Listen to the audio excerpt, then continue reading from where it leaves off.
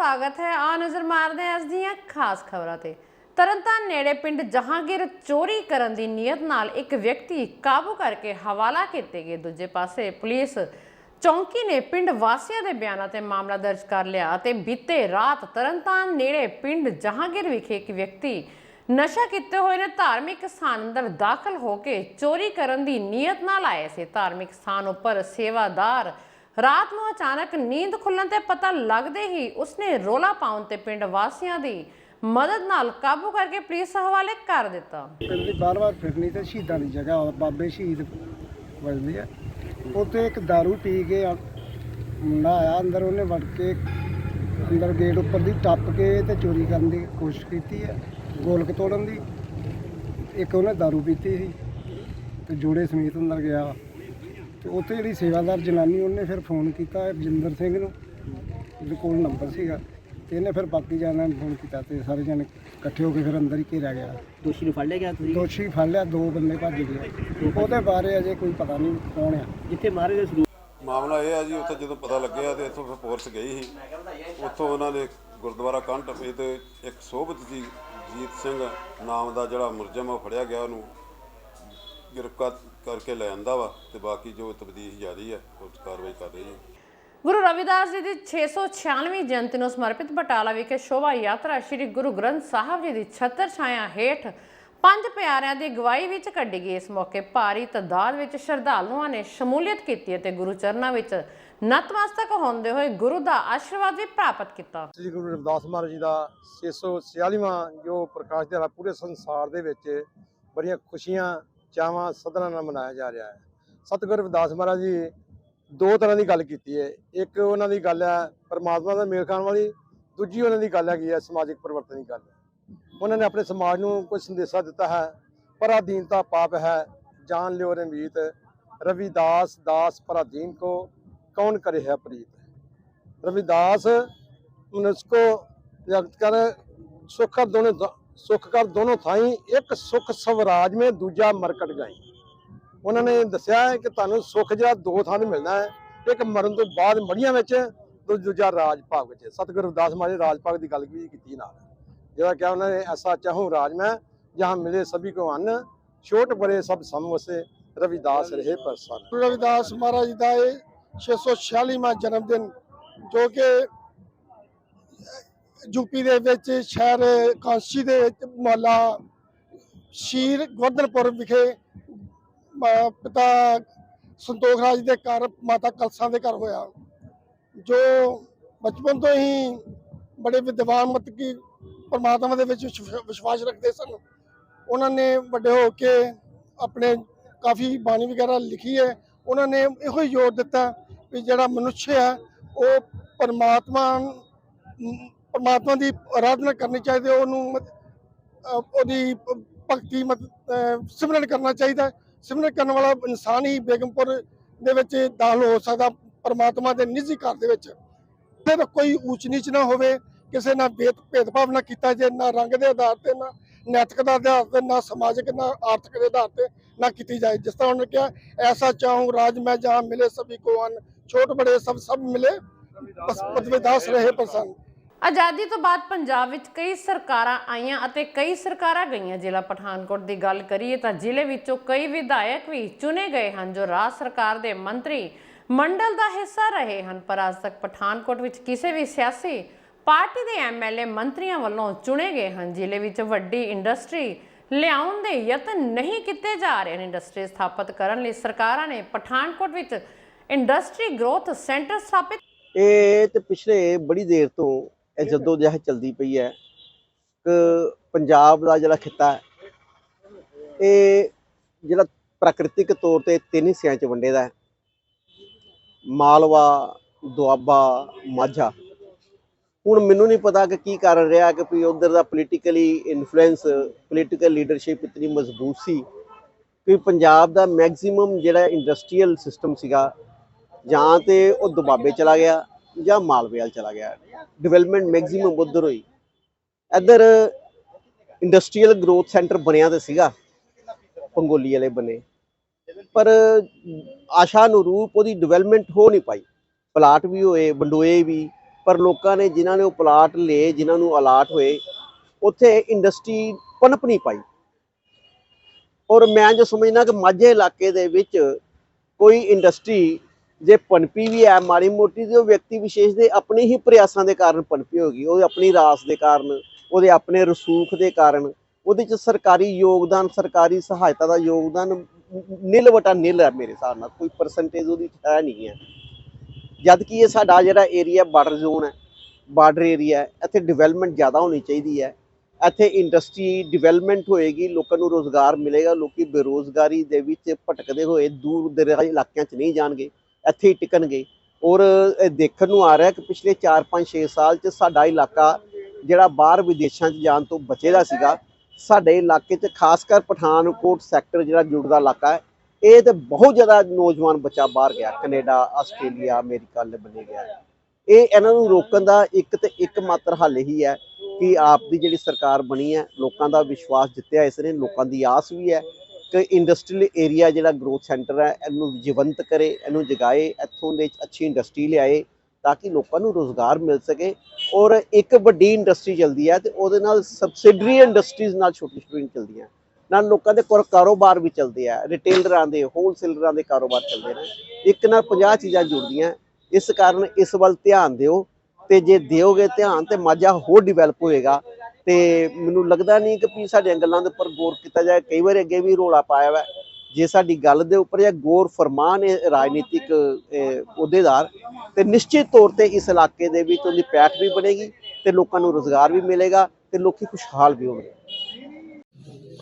ਦੇਖੋ, ਵੈਸੇ ਤਾਂ ਮਾਨਯੋਗ ਮੁੱਖ ਮੰਤਰੀ ਜਿਸ ਤਰ੍ਹਾਂ ਲਗਾਤਾਰ ਪੰਜਾਬ ਦੇ ਅੰਦਰ ਹਰ ਰੋਜ਼ ਕਿਸੇ ਨਾ ਕਿਸੇ ਡਿਪਾਰਟਮੈਂਟ ਦੇ ਅੰਦਰ ਨਿਯੁਕਤੀਆਂ ਵੰਡ ਰਹੇ ਆ ਪੰਜਾਬ ਦੇ ਬੱਚਿਆਂ ਨੂੰ, ਕਿਉਂਕਿ ਰੁਜ਼ਗਾਰ ਬੇਸਿਕ ਲੋੜ ਆ ਪੰਜਾਬ ਦੇ ਲੋਕਾਂ ਦੀ। ਸੋ ਰੁਜ਼ਗਾਰ ਦੇ ਉੱਤੇ ਸਰਕਾਰ ਦਾ ਧਿਆਨ ਵੀ ਹੈ ਤੇ ਲਗਭਗ 27,000 ਪੰਜਾਬ ਦੇ ਨੌਜਵਾਨਾਂ ਨੂੰ ਹੁਣ ਤੱਕ ਸਰਕਾਰੀ ਨੌਕਰੀਆਂ ਸਰਕਾਰ ਨੇ ਦਿੱਤੀਆਂ ਨੇ, ਉਹਨਾਂ ਦੀ ਝੋਲੀ 'ਚ ਪਾਈਆਂ ਨੇ। ਸੋ ਲਗਾਤਾਰ ਸਰਕਾਰ ਰੁਜ਼ਗਾਰ 'ਤੇ ਕੰਮ ਕਰ ਰਹੀ ਹੈ। ਜਿੱਥੋਂ ਤੱਕ ਇੰਡਸਟਰੀ ਦਾ ਸਵਾਲ ਹੈ, ਮੁੱਖ ਮੰਤਰੀ ਜੀ ਬੜੇ ਗੰਭੀਰ ਨੇ। ਔਰ ਤੁਸੀਂ ਦੇਖਿਆ ਪਿਛਲੇ ਦਿਨਾਂ ਦੇ ਅੰਦਰ ਵੱਖ-ਵੱਖ ਖੇਤਰਾਂ ਦੇ ਅੰਦਰ ਜਿਹੜੇ ਕਾਰੋਬਾਰੀ ਲੋਕ ਨੇ, ਉਦਮੀ ਨੇ ਜਿਹੜੇ, ਉਹਨਾਂ ਨੂੰ ਅਪਰੋਚ ਕਰਕੇ ਉਹਨਾਂ ਨੂੰ ਜਿਹੜਾ ਆ ਉਹ ਪੰਜਾਬ ਦੇ ਅੰਦਰ ਇੰਡਸਟਰੀ ਲਾਉਣ ਲਈ ਪ੍ਰੇਰਿਤ ਕੀਤਾ ਜਾ ਰਿਹਾ। ਅਤੇ ਜਿਹੜੀ ਸਰਕਾਰ ਦੀ ਲਾਇਬਿਲਿਟੀ ਹੈ ਉੱਥੇ ਮਤਲਬ ਜਿਹੜੀ ਰਿਕੁਆਇਰਮੈਂਟ ਹੈਗੀ ਹੈ ਇੰਡਸਟਰੀ ਵਾਲਿਆਂ ਦੀ, ਉਹ ਸਰਕਾਰ ਪੂਰੀ ਕਰੇਗੀ। ਔਰ ਪਠਾਨਕੋਟ ਵੀ ਪੰਜਾਬ ਦਾ ਇੱਕ ਪਾਰਟ ਹੈ ਅਤੇ ਮੈਂ ਲੱਗਦਾ ਹੈ ਵੀ ਪਠਾਨਕੋਟ ਦੇ ਲੋਕਾਂ ਨੂੰ ਵੀ ਇਸ ਮਾਮਲੇ 'ਚ ਜ਼ਰੂਰ ਜਲਦੀ ਕੋਈ, ਮੈਂ ਸਮਝਦਾ ਵੀ ਉਮੀਦ ਕਰਨੀ ਚਾਹੀਦੀ ਹੈ। ਪਠਾਨਕੋਟ ਕਿਉਂਕਿ ਬਾਰਡਰ ਦਾ ਡਿਸਟ੍ਰਿਕਟ ਹੈਗਾ ਆ, ਸੋ ਇੱਥੇ ਵੀ ਬੇਰੁਜ਼ਗਾਰੀ ਹੈ। ਔਰ ਇਹਦੇ ਲਈ ਮੈਂ ਪਰਸਨਲ ਵੀ ਯਤਨ ਕਰ ਰਿਹਾ ਵੀ ਪਠਾਨਕੋਟ ਦੇ ਅੰਦਰ ਕੋਈ ਰੁਜ਼ਗਾਰ ਦਾ ਵਸੀਲਾ ਬਣੇ।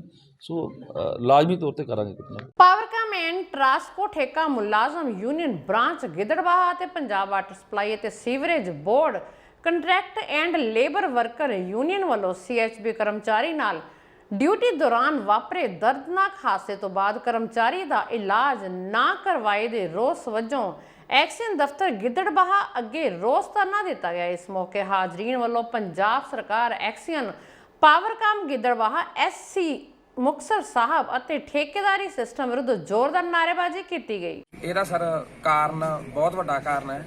ਸਾਡੇ ਸਾਥੀ CHB ਕਾਮੇ ਪਲਵਿੰਦਰ ਸਿੰਘ ਨੂੰ ਪਿਓਰੀ ਹਾਦਸਾਗ੍ਰਸਤ ਹੋਇਆ ਜੀ। 11,000 ਵੋਲਟੇਜ ਦਾ ਕਰੰਟ ਲੱਗਿਆ ਤੇ ਜੋ ਕਿ ਬਠਿੰਡਾ ਐਡਮਿਟ ਨੇ ਗੁਰੂ ਰਾਮਦਾਸ ਜੀ ਹਸਪੀਟਲ 'ਚ। ਤੇ ਕੰਡੀਸ਼ਨ ਉਹਨਾਂ ਦੀ ਹੈਂਡ ਦੀ ਬਹੁਤ ਜ਼ਿਆਦਾ ਕੰਡੀਸ਼ਨ, ਜਿਹੜੀ ਬਸ ਡਾਕਟਰ ਸਾਹਿਬ ਦੇ ਵੱਸੋਂ ਬਾਹਰ ਹੀ ਆ। ਹਾਲੇ ਤੱਕ ਕੁਛ ਉਂਗਲਾਂ ਜਿਹਨਾਂ ਦੇ ਖੂਨ ਚੱਲਿਆ, ਸਰਕਲ ਬਲੱਡ ਦਾ ਸਰਕਲ ਚੱਲਿਆ, ਕਈਆਂ 'ਚ ਨਹੀਂ ਚੱਲਿਆ। ਡਾਕਟਰ ਸਾਹਿਬ ਸਾਨੂੰ ਪ੍ਰੋਪਰ ਤਰੀਕੇ ਨਾਲ ਵਿਸ਼ਵਾਸ ਵੀ ਨਹੀਂ ਦਿਵਾ ਰਹੇ ਵੀ ਹੱਥ ਉਹਨਾਂ ਦਾ ਕੰਮ ਕਰਨ ਲੱਗੂਗਾ ਜਾਂ ਨਹੀਂ। ਡਾਕਟਰ ਸਾਹਿਬ ਨਾਲ ਗੱਲਬਾਤ ਹੋਈ, ਉਹ ਕਹਿੰਦੇ ਵੀ ਉਹਨਾਂ ਦੇ ਹੱਥ ਦੇ ਕੁਝ ਪਾਰਟ ਬਾਹਰ ਕੱਢਣੇ ਪੈਣਗੇ। ਤੇ ਉਸੇ ਲਈ ਅੱਜ ਸਾਡਾ ਰੋਸ ਪ੍ਰਦਰਸ਼ਨ ਇੱਥੇ ਹੋ ਰਿਹਾ ਵੀ ਨਾ ਤਾਂ ਕੋਈ ਸਾਡਾ ਮੈਨੇਜਮੈਂਟ ਸਾਥ ਦੇ ਰਹੀ ਹੈ, ਨਾ ਸਾਡੀ ਜੋ ਕਿ ਟੈਲੀ ਪਰਫਾਰਮੈਂਸ ਕੰਪਨੀ ਹੈ ਉਹਦੇ ਵੱਲੋਂ ਸਾਡੀ ਕੀ ਮਦਦ ਕੀਤੀ ਜਾ ਰਹੀ ਹੈ। ਉਸੇ ਕਰਕੇ ਅੱਜ ਅਸੀਂ ਐਕਸ਼ਨ ਦਫ਼ਤਰ ਧਰਨਾ ਲਾਇਆ ਵੀ ਨਾ ਸਾਡੀ ਮੈਨੇਜਮੈਂਟ ਵੱਧ ਤੋਂ ਵੱਧ ਮਦਦ ਕਰੇ, ਜਿੰਨਾ ਸਾਡਾ ਕੋਈ ਇੰਸ਼ੋਰੈਂਸ ਬੀਮਾ ਜੋ ਵੀ ਹੋਏ ਵੇ ਆ ਸਾਡੇ ਕੰਪਨੀ ਤੋਂ ਉਹਦਾ ਕਲੇਮ ਦਵਾਵੇ, ਤੇ ਸਾਡੇ ਜਿਹੜਾ ਪਲਵਿੰਦਰ ਸਿੰਘ ਸਾਥੀ ਦਾ ਚੰਗੇ ਹਸਪੀਟਲ 'ਚ ਵਧੀਆ ਇਲਾਜ ਹੋ ਸਕੇ, ਤੇ ਉਹਨਾਂ ਦਾ ਕੋਈ ਹੱਥ ਪੈਰ ਜਾਂ ਉਂਗਲਾਂ ਦਾ ਕੋਈ ਨੁਕਸਾਨ ਨਾ ਹੋ ਸਕੇ, ਤੇ ਚੰਗਾ ਇਲਾਜ ਕਰਾਇਆ ਜਾ ਸਕੇ। ਇਹ ਕਾਰਨ ਹੈ ਕਿ ਅੱਜ ਸਾਨੂੰ ਐਕਸ਼ਨ ਦਫ਼ਤਰ ਧਰਨਾ ਲਾਉਣਾ ਪਿਆ। ਪਹਿਲਾਂ ਇਹਨਾਂ ਨੇ ਕੋਈ ਸਾਡੀ ਸੁਣਵਾਈ ਨਹੀਂ ਕੀਤੀ ਕਿਸੇ ਵੀ ਗੱਲ ਦੀ, ਤੇ ਅੱਜ ਤਾਂ ਹੀ ਸਰਕਲ ਕਮੇਟੀ ਦਾ ਫੈਸਲਾ ਸੀਗਾ, ਸਰਕਲ ਅੱਜ ਇੱਥੇ ਪਹੁੰਚਿਆ ਹੈ। ਅੱਜ ਦਾ ਜਿਹੜਾ ਧਰਨੇ ਦਾ ਪ੍ਰੋਗਰਾਮ ਵਿਚਾਰ ਕੇ ਵਿੱਢਿਆ ਗਿਆ ਜੀ।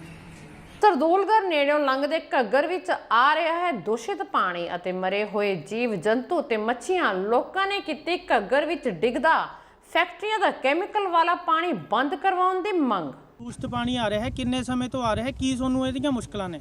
ਇਹ ਤਾਂ ਜੀ ਬਹੁਤ ਦਿਨਾਂ ਦੀ ਆ ਰਿਹਾ ਤੇ ਮੱਛੀਆਂ ਜਿਹੜੀਆਂ ਮੁੱਕੀਆਂ ਇਹ ਹਫ਼ਤੇ ਤੋਂ ਬਾਅਦ ਆਉਣ ਲੱਗੇ। ਕਿੰਨਾ ਟਾਈਮ ਹੋ ਗਿਆ ਤੁਹਾਨੂੰ? ਹਫ਼ਤਾ ਹੋ ਗਿਆ ਇਹਨੂੰ ਮੱਛੀਆਂ ਨੂੰ ਮਰਦੀਆਂ ਨੂੰ ਵਿਚਾਰੀਆਂ ਨੂੰ। ਇਹ ਪਾਣੀ ਦੇ ਕੀ ਨੁਕਸਾਨ ਨੇ ਤੁਹਾਨੂੰ? ਪਾਣੀ ਦੀ ਮੁਸ਼ਕ ਮਾਰੀ ਬਾਲੀ ਮਾਰਦੀ ਹੈ, ਰਜਾਈਆਂ 'ਚ ਵੀ ਮਾਰਦੀ ਹੈ, ਬਾਲੀ ਗੰਦੀ ਮੁਸ਼ਕ ਆਉਂਦੀ ਹੈਗੀ। ਬਹੁਤ ਔਖੇ ਹਾਂ ਅਸੀਂ ਇਸ ਪਾਣੀ ਤੋਂ। ਕੀ ਮੰਗ ਕਰਦੇ ਹੋ ਸਰਕਾਰ ਤੋਂ? ਅਸੀਂ ਜੀ ਚੱਜ ਦਾ ਪਾਣੀ ਆਵੇ, ਜਦ ਸੁੱਕ ਜੇ ਤੇ ਜਦ ਉਹੀ ਹੋ ਜੇ ਬਸ। ਕਿੰਨੇ ਕੁ ਸਮੇਂ ਤੋਂ ਪਾਣੀ ਆ ਰਿਹਾ? ਪਹਿਲਾਂ ਦੂਸ਼ਿਤ ਪਾਣੀ ਇਹਦੇ ਵਿੱਚ ਪਾਣੀ ਸਾਫ਼ ਹੁੰਦਾ ਸੀ ਜਾਂ ਹੀ ਆਉਂਦਾ ਰਿਹਾ? ਪਹਿਲਾਂ ਤਾਂ ਜੀ ਬਹੁਤ ਸਾਫ਼ ਆਉਂਦਾ ਸੀਗਾ, ਅੱਛਾ। ਇਹ ਹੁਣ ਕਈ ਸਾਲਾਂ ਤੋਂ ਹੀ ਗੰਦਾ ਪਾਣੀ ਆਉਣ ਲੱਗ ਗਿਆ। ਇੱਥੇ ਕੋਈ ਤੁਹਾਡੇ ਕੋਲ ਪ੍ਰਸ਼ਾਸਨਿਕ ਅਧਿਕਾਰੀ ਜਾਂ ਜੋ ਲੀਡਰ ਆਏ ਨੇ ਕੋਈ ਕਿਤੇ, ਉਹਨਾਂ ਨੇ ਕੁਝ ਕਿਹਾ ਇਹਦੇ ਬਾਰੇ? ਹਾਂ ਜੀ, ਇੱਕ ਵਾਰੀ ਆਏ ਸੀ, ਮੁੜ ਕੇ ਕੋਈ ਆਇਆ ਨਹੀਂ। ਕੀ ਕਹਿੰਦੇ ਸੀ ਉਦੋਂ? ਉਹ ਵੀ ਇਹੀ ਕਹਿ ਕੇ ਗਏ ਹੈਗੇ ਕੀ ਵੀ ਕਿਵੇਂ ਪਾਣੀ ਆਉਂਦਾ ਹੈ, ਵੀ ਗੰਦਾ ਆਉਂਦਾ ਹੈ, ਕਿਵੇਂ ਆਉਂਦਾ ਹੈ। ਤੁਸੀਂ ਮੰਗ ਕੀਤੀ ਵੀ ਪਾਣੀ ਸਾਫ਼ ਕੀਤਾ ਜਾਵੇ? ਹਾਂ, ਸਾਫ਼ ਕੀਤਾ ਜਾਵੇ। ਇਹੀ ਕਿਹਾ ਸੀ ਉਹਨਾਂ ਨੂੰ ਵੀ ਸਾਫ਼ ਕਰੋ, ਤੇ ਸਾਡੇ ਤਾਂ ਬਸ ਬਿਮਾਰੀਆਂ ਲੱਗੀ ਜਾਂਦੀਆਂ ਨੇ ਗੀਆਂ, ਕਿਸੇ ਨੂੰ ਸਾਹ ਹੋ ਗਿਆ, ਕਿਸੇ ਨੂੰ ਕੁਛ ਹੋ ਗਿਆ। ਤੇ ਜਿਹੜੀਆਂ ਇਹ ਮਰੀਆਂ ਹੋਈਆਂ ਮੱਛੀਆਂ ਲੰਘ ਰਹੀਆਂ ਨੇ, ਇਹ ਕਿੰਨੇ ਚਿਰ ਤੋਂ ਲੱਗ ਰਹੀਆਂ ਨੇ? ਇਹ ਹਫ਼ਤਾ ਹੋ ਗਿਆ ਜੀ। ਇੱਕ ਹਫ਼ਤੇ? ਹਾਂ, ਇੱਕ ਹਫ਼ਤਾ ਹੋ ਗਿਆ। ਤੇ ਬਦਬੂ ਵੀ ਹੱਥੋਂ ਮੋਗਾ ਦੇ ਇੱਕ ਡਾਕਟਰ ਵਰਿੰਦਰ ਸਿੰਘ ਨੇ ਅਨੋਖੀ ਪਹਿਲਕਦਮੀ ਕਰਦੇ ਹੋਏ ਕੁਦਰਤੀ ਸਮੱਗਰੀ ਨਾਲ 5 ਕਮਰਿਆਂ ਦਾ ਘਰ ਬਣਾਇਆ ਹੈ। ਘਰ ਬਣਾਉਣ ਲਈ ਪਸ਼ੂਆਂ ਦਾ ਗੋਬਰ, ਲੱਕੜ ਅਤੇ ਰਹਿੰਦ ਖੁਰਦ ਦੀ ਵਰਤੋਂ ਕੀਤੀ ਗਈ ਹੈ। ਸੂਰਜ ਦੀ ਰੋਸ਼ਨੀ ਆਵੇਗੀ ਸਾਰੇ ਕਮਰਿਆਂ ਵਿੱਚ ਅਤੇ ਹਵਾ ਦੀਵਾਰਾਂ ਵਿੱਚੋਂ ਵੀ ਲੰਘੇਗੀ। ਮੋਗਾ ਜ਼ਿਲ੍ਹੇ ਦੇ ਕਸਬਾ ਕੋਟ ਇਸੇ ਖਾਂ ਵਿੱਚ 10 ਮਰਲੇ ਵਿੱਚ ਬਣਿਆ ਭਾਰਤ ਦਾ ਪਹਿਲਾ ਘਰ ਸੂਫੀ ਗਾਇਕ ਕੰਵਰ ਗਰੇਵਾਲ ਅਤੇ ਮੋਗਾ ਦੇ ਵਿਧਾਇਕ ਡਾਕਟਰ ਵਰਿੰਦਰ ਸਿੰਘ ਨੂੰ ਦੇਖਣ ਪਹੁੰਚੇ। ਡਾਕਟਰ ਵਰਿੰਦਰ ਸਿੰਘ, ਜਿਸ ਨੇ ਮਨੁੱਖੀ ਜੀਵਨ ਦੇ 100 ਸਾਲ ਤੋਂ ਵੱਧ ਜੀਵਨ ਜਿਉਣ ਦਾ ਪਹਿਲਾਂ ਤਾਂ ਤੁਹਾਡਾ ਬਹੁਤ-ਬਹੁਤ ਆਦਰ ਸਤਿਕਾਰ ਸਭ ਭਰਾਵਾਂ ਦਾ। ਹਾਂ, ਮੈਂ ਵੀ ਅੱਜ ਇਸ ਘਰ ਨੂੰ ਦੇਖਣਾ ਹੈ, ਮਹਿਸੂਸ ਕਰਨਾ ਹੈ ਬਾਈ। ਸੋ ਹਜੇ ਸਟਰਕਚਰ ਦੇਖ ਲਿਆ ਬਾਹਰੋਂ, ਅੰਦਰ ਹੁਣ ਮੈਂ ਤੁਹਾਡੇ ਆਉਣ ਤੋਂ ਪਹਿਲਾਂ ਸਰਦਾਰ ਭੁੱਲਰ ਸਾਹਿਬ ਸਮਝਾ ਰਹੇ ਸੀ ਕਿ ਕੀ ਬਣਤਰ ਕੀ ਇਹਦੇ 'ਚ ਕੀ ਹੈ। ਹਾਂ, ਮੋਟੀ ਜੀ ਗੱਲ ਇਹ ਨਹੀਂ ਜ਼ਰੂਰ ਪਤਾ ਕਿ ਕੁਦਰਤ ਨਾਲ ਕੋਈ ਛੇੜਛਾੜ ਨਹੀਂ ਹੋਈ ਹੈ ਇਸ ਘਰ ਨੂੰ ਬਣਨ ਦੇ ਵਿੱਚ। ਸੋ ਕੁਦਰਤ ਦੇ ਫੈਸਲੇ ਨਾਲ, ਉਹਦੀ ਆਗਿਆ ਨਾਲ ਹੀ ਇਹ ਸਾਰਾ ਘਰ ਬਣਿਆ। ਸਮਝ ਰਿਹਾ ਸੀ ਮੈਂ ਹੁਣ ਕਿ ਆਕਸੀਜਨ ਦਾ ਲੈਵਲ ਜਿੱਦਾਂ ਆਮ ਘਰਾਂ ਦਾ 2 ਹੁੰਦਾ, ਤੁਸੀਂ ਕਹਿੰਦੇ ਸੀ, ਇਹ ਤਾਂ 11 ਪੀਐਚ 2 ਹੁੰਦਾ, ਇਹਦਾ 11 ਹੈ। ਸੋ ਸਮਝ ਰਿਹਾ ਸੀ ਹੁਣ ਕਿ ਕੈਂਸਰ ਹੈ ਜਿਹੜਾ 6 ਤੋਂ ਥੱਲੇ ਹੁੰਦਾ ਬਾਈ ਜੀ ਪੀਐਚ 6 ਤੋਂ ਥੱਲੇ ਪੀਐਚ ਘਟਦਾ ਜਾਏਗਾ, ਕੈਂਸਰ ਸੈੱਲ ਵੱਧਦੇ ਜਾਣਗੇ। ਸੋ ਇਹਨਾਂ ਘਰਾਂ 'ਚ ਜਿਹੜੀ ਆਪਣੇ ਆਪ 'ਚ ਡਾਕਟਰ ਹੈ ਇਹ ਘਰ। ਸੋ ਹੁਣ ਸਾਰਾ ਵਿਜ਼ਿਟ ਕਰਦੇ ਹਾਂ, ਇਹਨੂੰ ਮਹਿਸੂਸ ਕਰਦੇ ਹਾਂ। ਸੋ ਜੋ ਚੰਗੀਆਂ ਚੀਜ਼ਾਂ ਹੋਣਗੀਆਂ ਸੋ ਜ਼ਰੂਰ ਮੈਂ ਕੋਸ਼ਿਸ਼ ਰਹੂਗੀ ਕਿ ਮੈਂ ਸਟੇਜਾਂ 'ਤੇ ਵੀ ਬਿਆਨਾਤ ਕਰਾਂ ਸਾਰੀਆਂ, ਅਤੇ ਆਪਦੇ ਘਰਾਂ 'ਚ ਵੀ ਅਪਲਾਈ ਕਰੀਏ। ਪੈਰਾਂ ਭਾਰ ਤਾਂ ਬਾਈ ਹੁਣ ਅਸੀਂ ਬੈਠਣੋਂ ਹੀ ਹਟ ਗਏ ਹੈ ਨਾ। ਹੁਣ ਤਾਂ ਪੈਰਾਂ ਭਾਰ ਤਾਂ ਪਹਿਲਾਂ ਤੁਸੀਂ ਲਾ ਲਓ ਮੋਟੇ ਜਿਹੇ ਕੰਮ ਸਾਡੀਆਂ ਬੀਬੀਆਂ ਹੀ ਦੇਖ ਲਓ, ਦੁੱਧ ਰੜਕਦੀਆਂ ਸੀ, ਉਹ ਪੈਰਾਂ ਭਾਰ ਸੀ, ਧਾਰਾਂ ਚੋਂਦੀਆਂ ਸੀ, ਪੈਰਾਂ ਭਾਰ ਸੀ, ਸਾਰਾ ਵਿਹੜਾ ਲਿਪਦੀਆਂ ਸੀ, ਉਹ ਪੈਰਾਂ ਭਾਰ ਸੀ। ਅਸੀਂ ਤਾਂ ਤੜਕੇ ਜੰਗਲ ਪਾਣੀ ਵੀ ਜਾਂਦੇ ਸੀ, ਉਹ ਵੀ ਪੈਰਾਂ ਭਾਰ ਸੀ। ਸੋ ਹੁਣ ਤਾਂ ਜਾਣੀ ਅੱਧਾ ਜਿਹਾ ਬੈਠਾ ਬੰਦਾ, ਅੱਧਾ ਜਿਹਾ ਖੜਾ ਹੈ। ਸੋ ਬਾਕੀ ਇਹ ਸਾਰੀਆਂ ਕਾਬਲੇ ਤਾਰੀਫ ਨੇ ਚੀਜ਼ਾਂ। ਸੋ ਸਾਨੂੰ ਬਾਕੀ ਮੁੱਕਦੀ ਗੱਲ ਇਹ ਹੈ ਬਾਈ, ਸਾਨੂੰ ਵਾਪਸ ਆਉਣਾ ਪੈਣਾ ਇੱਥੇ ਹੀ। ਕੋਈ ਨਹੀਂ, ਹਜੇ ਇੱਕ ਵਾਰੀ ਪੰਜੀ ਦਾ ਭਾਣ ਦੇਖ ਲਈਏ ਹੋਰ ਸਾਰੇ, ਪਰ ਅਖੀਰ 'ਤੇ ਆ ਕੇ ਸਾਡਾ ਬਚਾਅ ਹੀ ਹੈ ਜਦੋਂ ਕੁਦਰਤ ਨੇ ਖੁਸ਼ ਹੋਣਾ। ਬਾਈ ਜੀ ਇਹ ਤਾਂ ਸਮੈਲ ਹੀ ਨਾ। ਅਸੀਂ ਘਰੇ ਮਹਾਲੀ ਜਿੱਥੇ ਅਸੀਂ ਹੁਣ ਘਰ ਬਣਾਇਆ ਨਾ ਬਾਈ, ਅਸੀਂ ਹਾਲਾਂਕਿ ਇੱਦਾਂ ਦਾ ਤਾਂ ਨਹੀਂ ਬਣਾਇਆ ਘਰ, ਪਰ ਅਸੀਂ ਉੱਥੇ ਬੱਕਰੀਆਂ ਰੱਖੀਆਂ, ਗਊਆਂ ਰੱਖੀਆਂ। ਜਿਹੜੀ ਗੋਹੇ ਦੀ ਇੱਕ ਸਮੈਲ ਹੈ ਨਾ ਉਹਦੀ ਹੈ ਨਾ, ਉਹ ਸਾਡੇ ਮੰਨ ਕੇ ਚੱਲੋ ਵੀ ਹੁਣ ਅਤੀਤ ਤੋਂ ਜੁੜੀ ਹੋਈ ਹੈ ਨਾਲ, ਉਹ ਸਾਨੂੰ ਫੀਲ ਦਿੰਦੀਆਂ ਉਹ ਚੀਜ਼ਾਂ ਜਦੋਂ ਉਹਦੀ ਸਮੈਲ ਆਉਂਦੀ ਹੈ। ਸੋ ਇੱਥੇ ਵੀ ਹੁਣ ਇਹਦੀ ਇਸ ਮਿੱਟੀ ਦੀ ਇੱਕ ਖੁਸ਼ਬੂ ਹੈ। ਕੰਨ ਦੇ ਥੋੜ੍ਹਾ ਜਿਹਾ ਨੇੜੇ ਹੋ ਕੇ ਦੇਖਦੇ ਤਾਂ ਇੱਕ ਉਹੀ ਪੁਰਾਣੀ ਜਿਹੀ ਖੁਸ਼ਬੂ ਆਉਂਦੀ ਹੈ। ਸੋ ਲੱਕੜ ਹੈ ਪੱਥਰ ਵੀ, ਜਿਵੇਂ ਡਾਕਟਰ ਬਾਈ ਕਿੱਥੋਂ ਮੰਗਾਇਆ ਤੁਸੀਂ? ਇਹ ਤਾਮਿਲਨਾਡੂ ਦਾ ਸਟੋਨ ਹੈ। ਤਾਮਿਲਨਾਡੂ ਦਾ ਸਟੋਨ ਹੈ। ਸੋ ਹਜੇ ਜਾਣਕਾਰੀ ਸਾਰੀ ਲੈਂਦੇ ਆ। ਸੋ ਬੇਸ਼ੱਕ ਬਾਈ ਤੁਹਾਡੀ ਗੱਲ ਵਾਜਬ ਹੈ ਕਿ ਇਹ ਚੀਜ਼ਾਂ ਸਾਡੇ ਨੇੜੇ ਤੇੜੇ ਆ। ਸੋ ਇਹ ਫਾਇਦਾ ਹੀ ਦੇਣਗੀਆਂ, ਸਾਨੂੰ ਨੁਕਸਾਨ ਕਰਨੀਆਂ। ਆਮ ਤੁਹਾਡੇ ਗੀਤਾਂ ਦੇ ਵਿੱਚ ਇੱਕ ਖੁਸ਼ਬੂ ਸੁਣੀ ਦੀ ਹੈ, ਸਾਡੇ ਮੋਗਾ ਜ਼ਿਲ੍ਹਾ ਦੇ ਧਰਮਕੋਟ ਹਲਕੇ ਦੇ ਵਿੱਚ ਕੋਟੀ ਸਿੱਖਾ ਸ਼ਹਿਰ ਦੇ ਵਿੱਚ ਡਾਕਟਰ ਪੁੱਲਰ ਜੀ ਵੱਲੋਂ ਬਾਇਓ ਮਟੀਰੀਅਲ ਯੂਜ਼ ਕਰਕੇ ਬਹੁਤ ਹੀ ਅੱਛਾ ਇੱਕ ਘਰ ਬਣਾਇਆ ਗਿਆ, ਜੋ ਸਾਡੇ ਪੰਜਾਬ ਦੇ ਸਾਡੇ ਬਜ਼ੁਰਗਾਂ ਦੇ ਵੇਲੇ ਮੈਂ ਕਹੂੰਗੀ ਜਿੱਦਾਂ ਦੇ ਸਾਡੇ ਦਾਦਾ ਦਾਦੀ ਜਾਂ ਸਾਡੇ ਨਾਨਾ ਨਾਨੀ ਜਿਹੋ ਜਿਹੇ ਘਰਾਂ ਦੇ ਵਿੱਚ ਰਹਿੰਦੇ ਸੀਗੇ, ਬਿਲਕੁਲ ਉਸ ਟਾਈਪ ਦਾ ਘਰ ਹੈ। ਬਸ ਉਹ ਸੀਗਾ ਕਿ ਕੁਛ ਉਹਨਾਂ ਘਰਾਂ ਦੇ ਵਿੱਚ ਜਿਹੜੀ ਬਾਰਿਸ਼ ਆਉਣ ਤੋਂ ਬਾਅਦ, ਜਿਸ ਤਰ੍ਹਾਂ ਡਾਕਟਰ ਸਾਹਿਬ ਨੇ ਮੈਨੂੰ ਦੱਸਿਆ ਕਿ ਪ੍ਰੋਬਲਮ ਆ ਜਾਂਦੀ ਸੀਗੀ, ਬਟ ਇਹਦੇ ਵਿੱਚ ਜਿਹੜਾ ਇਹਨਾਂ ਨੇ ਜਿਹੜੀਆਂ ਉੱਥੇ ਤਰੁੱਟੀਆਂ ਰਹਿ ਗਈਆਂ ਸੀਗੀਆਂ ਉਹਨਾਂ ਨੂੰ ਪੂਰਾ ਕਰਕੇ ਇੱਕ ਮਾਡਲ ਤਿਆਰ ਕੀਤਾ ਹੈ, ਜਿਨ੍ਹਾਂ ਦੀਆਂ ਮੈਂ ਕਹਾਂਗੀ ਕਿ ਜਿਹੜੀਆਂ ਵਾਲਸ ਵੀ ਹੈਗੀਆਂ ਨੇ ਬਰੀਥਿੰਗ ਵਾਲਸ ਹੈ, ਇਹ ਕੰਧਾਂ ਵੀ ਇਸ ਘਰ ਦੀਆਂ ਸਾਹ ਲੈਂਦੀਆਂ ਨੇ। ਔਰ ਜਿਹੜੀ ਬੇਸਮੈਂਟ ਬਣਾਈ ਹੈ, ਇਹ ਸਭ ਤੋਂ ਬੈਸਟ ਥਿੰਗ ਮੈਨੂੰ ਜੋ ਲੱਗੀ ਕਿ ਇਸ ਘਰ ਦੇ ਵਿੱਚ ਨੈਚੁਰਲ ਜਿਹੜੀ ਲਾਈਟ ਹੈ, ਸੁਬਾਹ ਜਦੋਂ ਸੂਰਜ ਚੜ੍ਹੇਗਾ ਤੇ ਸਾਰੇ ਘਰ ਦੇ ਵਿੱਚ ਇੱਥੇ ਜਿਹੜੀ ਨੈਚੁਰਲ ਲਾਈਟ ਅੰਦਰ ਜਾਏਗੀ। ਈਵਨ ਬੇਸਮੈਂਟ ਦੇ ਵਿੱਚ ਵੀ ਪਹਿਲਾਂ ਤਾਂ ਜਿੰਨੇ ਵੀ ਇੱਥੇ ਸੂਝਵਾਨ ਸੱਜਣ ਪਹੁੰਚੇ, ਸੁਬਾਹ ਸੰਤ ਬਲਵੀਰ ਸਿੰਘ ਸੀਚੇਵਾਲ ਜੀ ਆਏ ਸੀ, ਉਸ ਤੋਂ ਬਾਅਦ ਟੋਸ ਸਾਹਿਬ ਆਏ ਨੇ ਤੋਂ ਧਰਮਕੋਟ ਹਲਕਾ, ਫਿਰ ਖੋਸਾ ਕੋਟਲਾ ਦੇ ਸੰਤ ਗੁਰਮੀਤ ਸਿੰਘ ਜੀ ਆਏ ਜਿਹੜੇ ਕਿ ਕੁਦਰਤੀ ਪ੍ਰੇਮੀ ਨੇ ਬਹੁਤ ਜ਼ਿਆਦਾ, ਔਰ ਉਸ ਤੋਂ ਬਾਅਦ ਡਾਕਟਰ ਸ਼ਿਵਦਰਸ਼ਨ ਮਲਿਕ ਜੀ ਆਏ ਜਿਹੜੇ ਕਿ PhD ਨੇ ਕਮਿਸ਼ਨ ਦੇ ਉੱਪਰ, ਜਿਨ੍ਹਾਂ ਦੀ ਟੈਕਨੀਕਲ ਕੋਲੈਬੋਰੇਸ਼ਨ ਨਾਲ ਅਸੀਂ ਇਸ ਪ੍ਰੋਜੈਕਟ ਨੂੰ ਸਿਰੇ ਲਗਾਇਆ ਹੈਗਾ।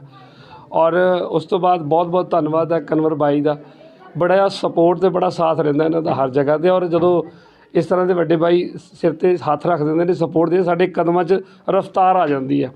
ਸੋ ਇਹਨਾਂ ਦਾ ਵੀ ਜੀ ਆਇਆਂ ਨੂੰ ਵੈਲਕਮ ਕਰਦੇ ਹੈਗੇ ਆ।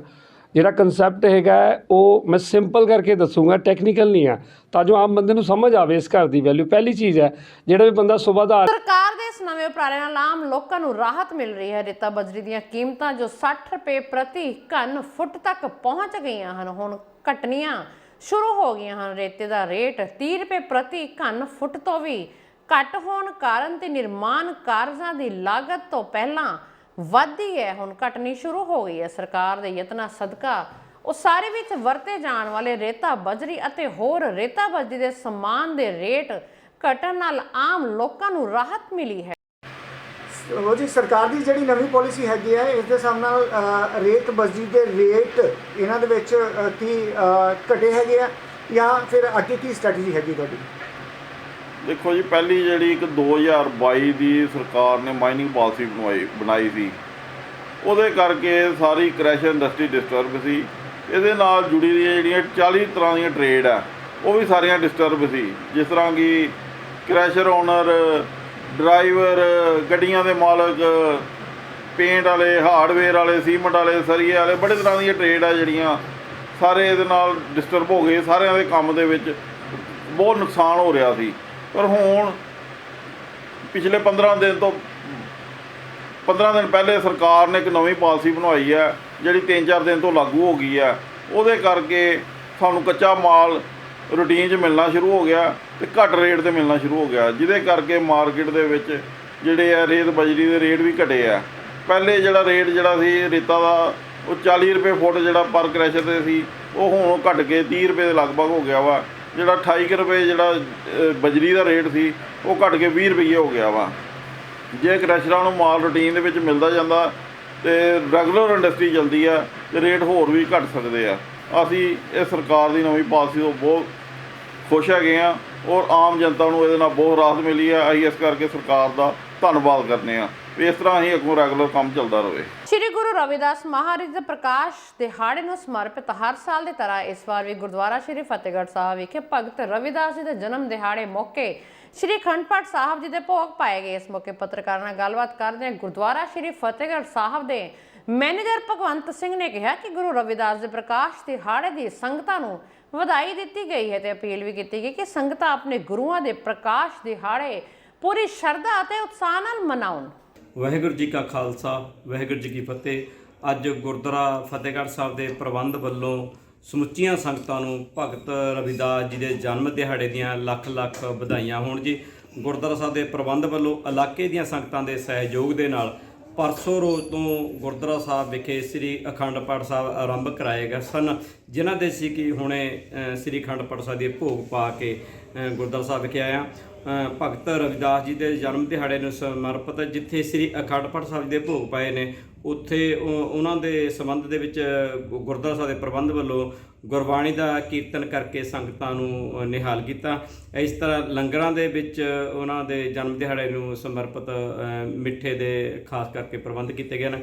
ਸੋ ਆਈਆਂ ਸਮੁੱਚੀਆਂ ਸੰਗਤਾਂ ਨੂੰ ਜਿੱਥੇ ਭਗਤ ਰਵਿਦਾਸ ਜੀ ਦੇ ਜਨਮ ਦਿਹਾੜੇ ਦੀਆਂ ਲੱਖ ਲੱਖ ਵਧਾਈਆਂ। ਉੱਥੇ ਸੰਗਤਾਂ ਨੂੰ ਅਪੀਲ ਕਰਦੇ ਹਾਂ ਕਿ ਸਾਨੂੰ ਵੱਧ ਤੋਂ ਵੱਧ ਗੁਰੂ ਵਾਲੇ ਬਣ ਕੇ ਅੰਮ੍ਰਿਤ ਛਕ ਕੇ ਅੰਮ੍ਰਿਤ ਦਾ ਧਾਰਨੀ ਹੋਣਾ ਚਾਹੀਦਾ। ਵਾਹਿਗੁਰੂ ਜੀ ਕਾ ਖਾਲਸਾ, ਵਾਹਿਗੁਰੂ ਜੀ ਕੀ ਫਤਿਹ।